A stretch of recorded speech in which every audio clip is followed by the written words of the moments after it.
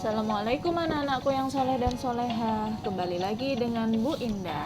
Pada pembelajaran kali ini kita akan belajar tema 1, selamatkan makhluk hidup.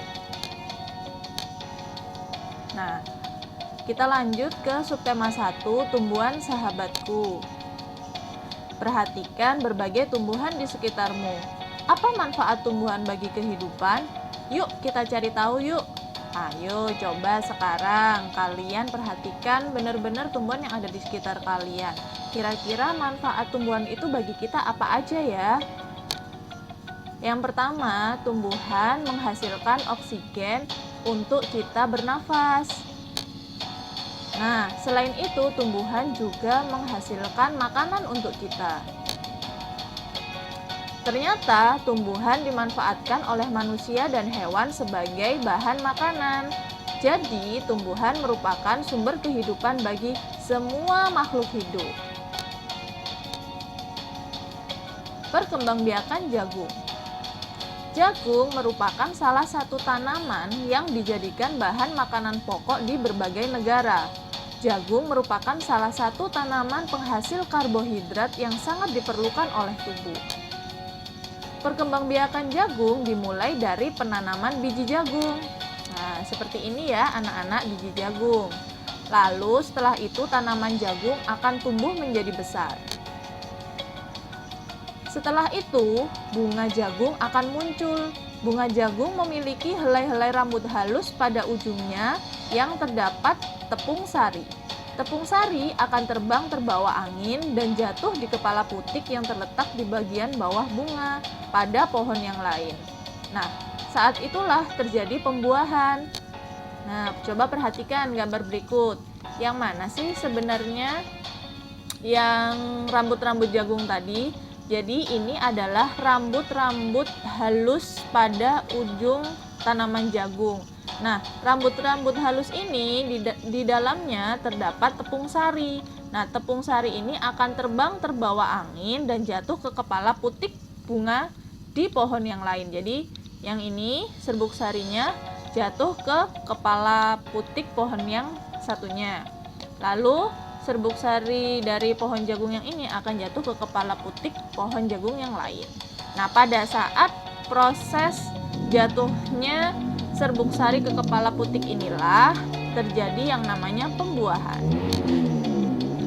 Setelah terjadi pembuahan, bunga jagung berkembang menjadi buah jagung. Apabila buah jagung dikupas akan memperlihatkan biji jagung yang bisa dimakan manusia. Nah, selain itu, biji jagung yang sudah tua itu bisa kita tanam lagi sehingga jagung bisa berkembang biak lagi. Perkembangbiakan generatif. Jagung merupakan salah satu tumbuhan yang mengalami perkembangbiakan generatif. Perkembangbiakan generatif atau secara kawin adalah perkembangbiakan yang terjadi melalui proses penyerbukan dan pembuahan. Nah, apa sih itu penyerbukan? Penyerbukan adalah proses jatuhnya serbuk sari. Serbuk sari adalah sel kelamin jantan atau spermatozoid ke kepala putik. Nah, kalau serbuk sari tadi sel kelamin jantan, kalau kepala putik itu sel kelamin betina atau sel telur.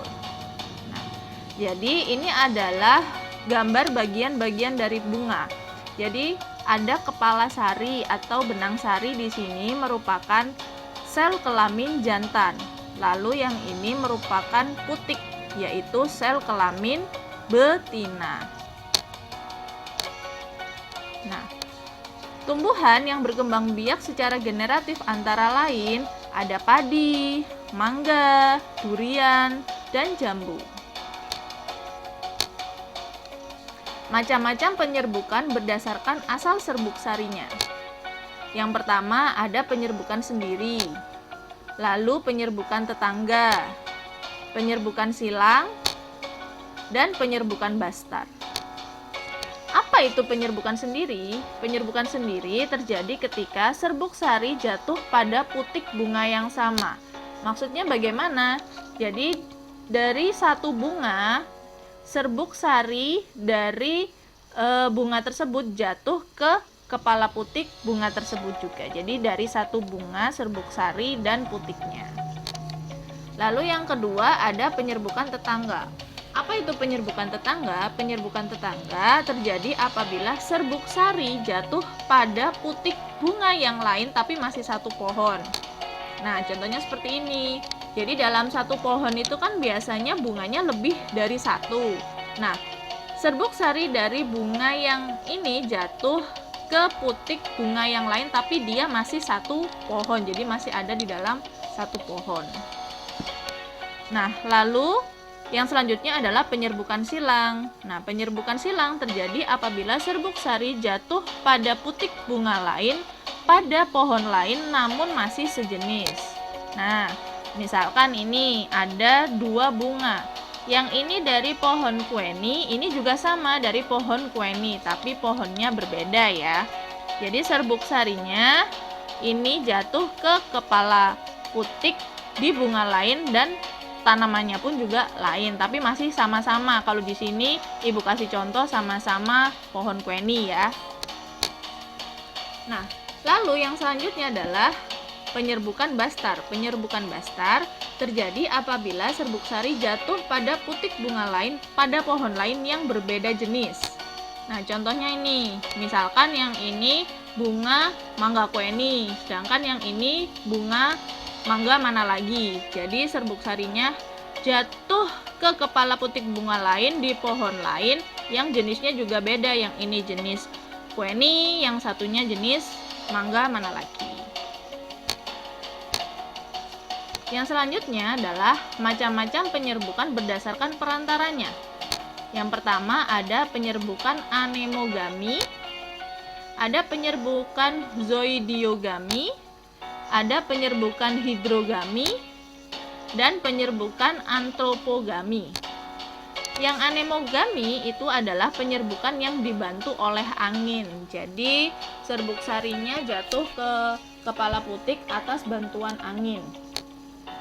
Contohnya ada di pohon kelapa, jagung, tuh. Selanjutnya adalah penyerbukan zoidiogami, yaitu penyerbukan yang dibantu oleh hewan. Contohnya mawar, melati. Lalu penyerbukan hidrogami adalah penyerbukan yang dibantu oleh air. Contoh tumbuhan yang melakukan penyerbukan hidrogami adalah ganggang dan hidrilia. Lalu yang terakhir penyerbukan antropogami, yaitu penyerbukan yang dibantu oleh manusia. Contohnya salak, buah naga, vanili. Oke anak-anakku, sekian dulu ya pembelajaran hari ini. Sampai jumpa di pembelajaran selanjutnya. Tetap semangat belajarnya dan tetap jaga kesehatan. Wassalamualaikum warahmatullahi wabarakatuh.